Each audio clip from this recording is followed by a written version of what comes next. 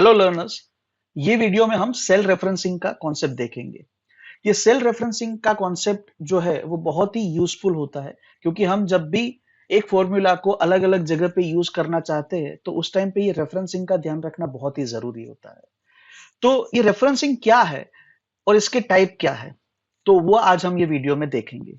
Referencing के अगर type की बात करें तो इसमें mainly three types of referencing are there. The first one is relative reference, another one is absolute reference, and the third one is mixed references. तो आज के ये वीडियो में हम देखेंगे। तो फर्स्ट लेट अस सी रिलेटिव रेफरेंसेस। यहाँ पे आपके रेफरेंस के लिए एक डेफिनेशन दी गई है और ये डेफिनेशन के हिसाब से इसको कैसे यूज किया जाता है वो अभी हम देखते हैं।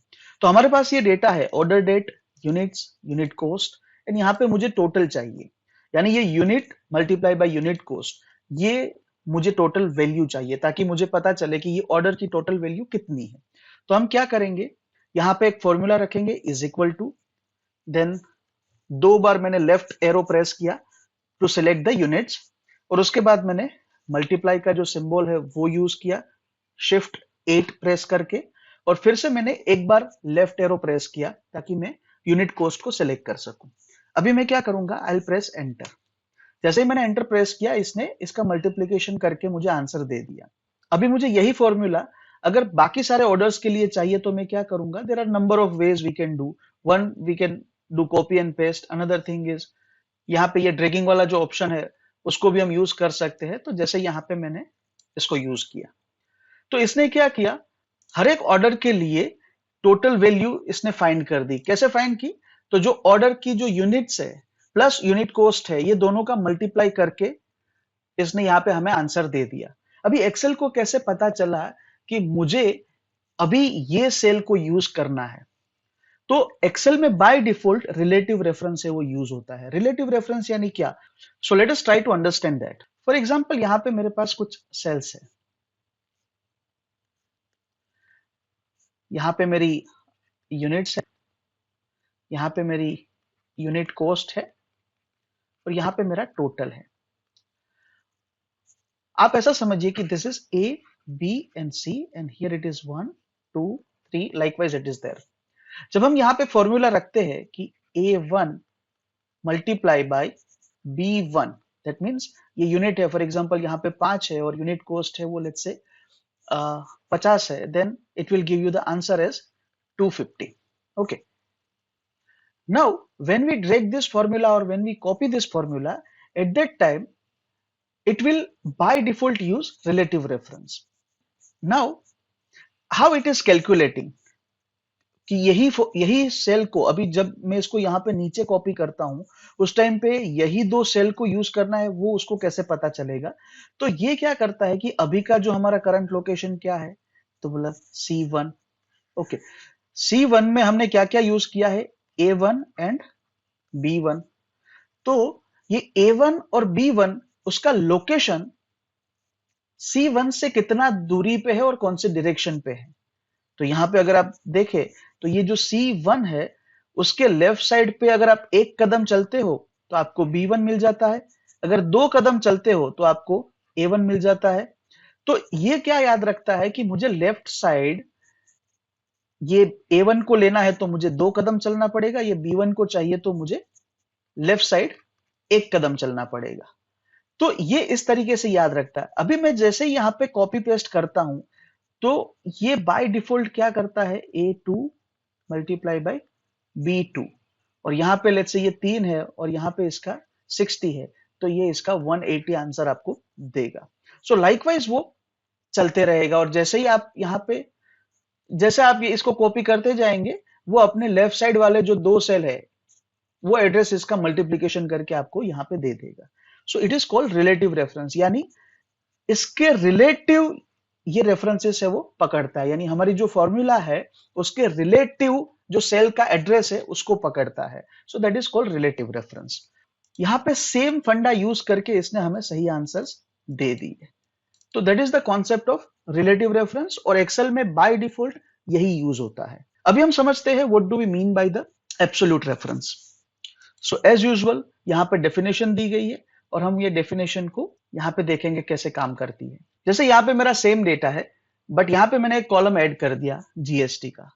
तो ऊपर मैंने मेंशन किया हुआ है कि ये हर एक आइटम के लिए जीएसटी 18% लगेगा। नाउ व्हाट आई नीड, मुझे जीएसटी कैलकुलेट करना है और वो जीएसटी ये पर्टिकुलर ऑर्डर का मुझे यहाँ पे मिलना चाहिए। तो कैसे यूज करेंगे? So is equal to GST किसके ऊपर कैलकुलेट होगा? Units multiply by unit cost, और जो आंसर मिलेगा उसके ऊपर 18% कैलकुलेट होगा। तो हम इसको मल्टीप्लाई करते हैं जैसे हमने पहले किया था। उसके बाद हम क्या करेंगे? Multiplied by this 18%। तो इसने क्या आंसर दिया? 68.23। So that is the correct answer we have got for this. Now if we drag this, देखिए ये कुछ एरर्स आ गई। क्यों? क्योंकि इसने क्या किया? बाय डिफॉल्ट रिलेटिव रेफरेंस पकड़ा। तो अगर आप यहां पे डबल क्लिक करके सेल को देखेंगे तो इसने क्या किया? J5 मल्टीप्लाई बाई K5 यहां तक बराबर किया, बट उसके बाद मल्टीप्लाई क्या किया? ये L1 की जगह पे इसने L2 कर दिया। क्यों? क्योंकि बाय डिफॉल्ट ये रिलेटिव रेफरेंस पकड़ता है। तो इसने कैसे कैलकुलेट किया होगा कि जीएसटी कैलकुलेट करने के लिए जो फॉर्मूला है उसमें क्या क्या यूज होता है? तो बोला ये जो मेरा ओरिजिनल लोकेशन है, यानी कि जो L4 है, उसके लेफ्ट साइड वाला एक सेल, और लेफ्ट साइड 2 कदम आगे बढ़ता हूं तो यूनिट वाला जो है वो सेल, प्लस 2 सेल छोड़ के, यहां पे देखिए ये 2 सेल छोड़ के ऊपर वाला जो सेल है उसको पकड़ेगा। सो सिमिलरली जब भी आप कॉपी किए तो इसने क्या किया? लेफ्ट साइड वाले 2 सेल पकड़े और 2 सेल छोड़ के जो भी ऊपर था उसको इसने पकड़ लिया।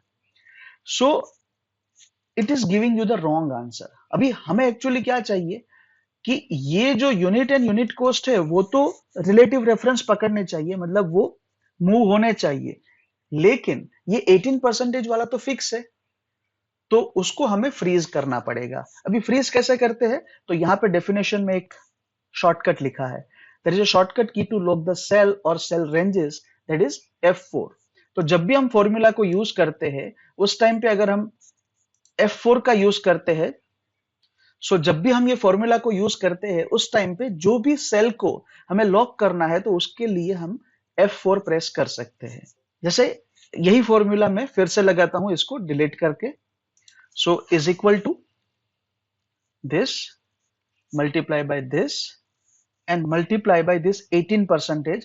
Now I want this 18% to be fixed. तो मैं यहाँ पे F4 प्रेस करूंगा। जैसे ही मैंने F4 प्रेस किया, इसने डॉलर साइन जो है वो लगा दी। कितनी डॉलर साइन है? 2 डॉलर साइन है। एक कॉलम का जो नाम है यानी L उससे पहले, और एक जो रो का जो इंडेक्स है यानी 1, ये 1 और ये L1 यानी सेल का जो भी लोकेशन है उसको इसने फ्रीज कर दिया। Now let me press enter. तो इसने इसके लिए जीएसटी कैलकुलेट कर दिया। अभी मैं इसको ड्रैग करूंगा, then it will calculate it properly. अभी डबल क्लिक करके उसको वेरीफाई भी कर सकते हैं। तो यहाँ पे इसने क्या किया?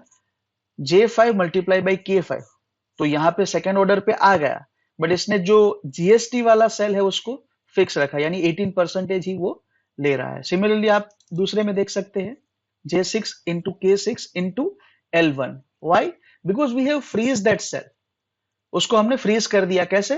F4 दबा के या फिर डॉलर साइन लगा के। So this is called absolute reference. क्योंकि बहुत बार हमें ऐसे कैलकुलेशंस करने पड़ते हैं कि जहां पे जो डिस्काउंट की वैल्यूज है या फिर जीएसटी की वैल्यू है या कोई भी ऐसी वैल्यूज है जिसको हमें फिक्स रखना है, और बाकी सारी फॉर्मूला में वो वही सेल से यूज होना चाहिए, तो उसके लिए हम ये यूज करते हैं। अभी हम देखेंगे mixed reference. Now in the mixed reference कुछ एक पार्ट जो है सेल का उसको हमें फिक्स रखना है और कुछ एक पार्ट को हमें रिलेटिव रखना है। फॉर एग्जांपल मुझे कॉलम को फिक्स रखना है लेकिन रो को फिक्स नहीं रखना है, या फिर रो को फिक्स रखना है लेकिन मुझे कॉलम को फिक्स नहीं रखना है, तो उस टाइम पे हम ये मिक्स्ड रेफरेंसेस है उसको हम यूज कर सकते हैं। यहाँ पे मेरे पास प्राइस है 1000 से लेके 5000 तक, और यहाँ पे मेरे पास अलग अलग डिस्काउंट्स है 10%, 12%, 25%, 30%। अभी मुझे यहाँ पे ये सेल्स में मुझे ये चाहिए कि अगर ये 1000 का 10% है तो कितना होगा, 1000 का 12% है तो कितना होगा, 1000 का 25% है तो कितना होगा, and likewise I want it for all the prices and all the discount. तो अगर हम नॉर्मली जाते हैं तो कैसे होगा? Is equal to this price multiply by this percentage, और मैं यहाँ पे क्या करूंगा, इसको ड्रैग करके लेके जाऊंगा। जैसे ही मैं ड्रैग करके लेके गया, इसने क्या किया, रिलेटिव रेफरेंस है वो अप्लाई कर दिया। यानी कि जहां पे मैं फॉर्मूला लगा रहा हूं उसके लेफ्ट साइड वाला एक सेल और ऊपर वाला एक सेल, ये दोनों को मल्टीप्लाई करके जो भी वैल्यू मिली वो उसने दे दी। तो जब भी मैं इसको कॉपी करके लेके जाता हूं वो फिर से यहाँ पे यही पकड़ेगा कि ये मेरे लेफ्ट साइड वाला एक सेल और ऊपर वाला एक सेल, उसको मल्टीप्लाई करके जो आंसर है वो आपको दे रहा है।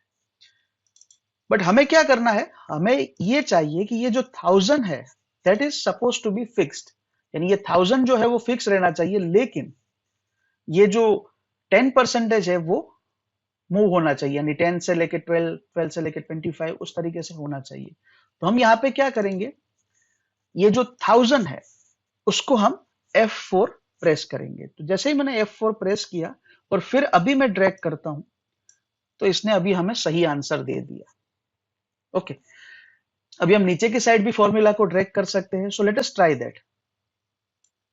जैसे ही यहां पे मैंने नीचे की ओर फॉर्मूला को ड्रैग किया तो ये एरर देने लगा। तो let us try to understand what is the error. तो देखिए ये क्या कर रहा है, ऊपर वाला सेल पकड़ रहा है, प्लस इसने ये जो H4 यानी हमारा प्राइस है वो 1000 पे हमने उसको फ्रीज किया है, डॉलर साइन लगाई है, तो वो उसी को पकड़ रहा है, but that is not correct.